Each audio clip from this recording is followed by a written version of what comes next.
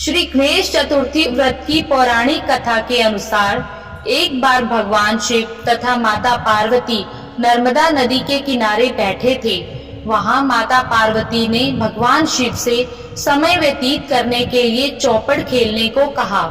शिव चौपड़ खेलने के लिए तैयार हो गए, परंतु इस खेल में हार जीत का फैसला कौन करेगा, यह प्रश्न उनके समक्ष उठा तो भगवान शिव ने कुछ तिनके एकत्रित कर उसका एक पुतला बनाकर उसकी प्राण प्रतिष्ठा कर दी और पुतले से कहा, बेटा, हम चौपड़ खेलना चाहते हैं, परंतु हमारी हार जीत का फैसला करने वाला कोई नहीं है, इसलिए तुम बताना कि हम दोनों में से कौन हारा और कौन जीता।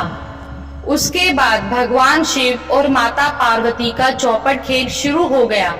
यह खेल 3 बार खेला गया और संयोग से तीनों बार माता पार्वती ही जीत गई। खेल समाप्त होने के बाद बालक से हार जीत का फैसला करने के लिए कहा गया, तो उस बालक ने महादेव को विजय बताया। यह सुनकर माता पार्वती क्रोधित हो गई और क्रोध में उन्होंने बालक को लंगड़ा होने, कीचड़ में पड़े रहने का श्राप दे दिया। बालक ने माता पार्वती से माफी मांगी और कहा कि यह मुझसे अज्ञानतावश ऐसा हुआ है, मैंने किसी द्वेष भाव में ऐसा नहीं किया।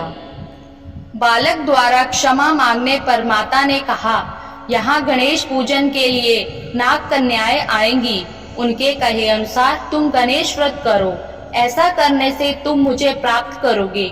यह कहकर माता पार्वती शिव जी के साथ कैलाश पर्वत पर चली गई। 1 वर्ष के बाद उस स्थान पर नाग कन्याएं आई।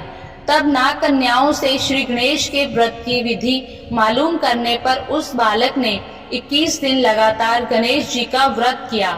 उसकी श्रद्धा से गणेश जी प्रसन्न हुए। उन्होंने बालक को मनोवांछित फल मांगने के लिए कहा।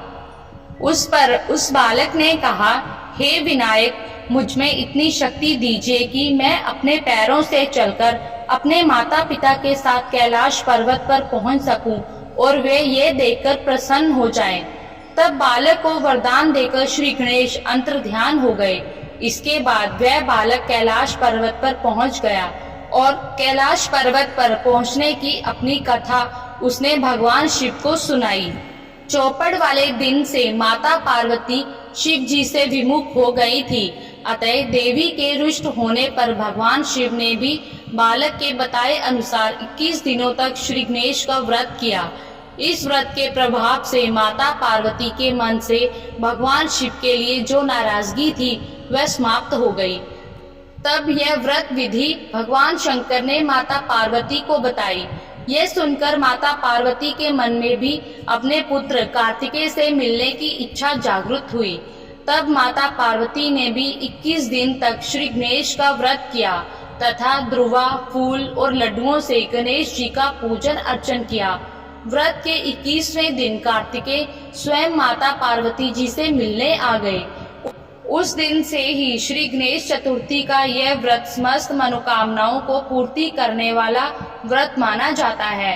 इस व्रत को करने से मनुष्य के सारे कष्ट दूर होकर मनुष्य को समस्त सुख सुविधाएं प्राप्त होती है। धन्यवाद।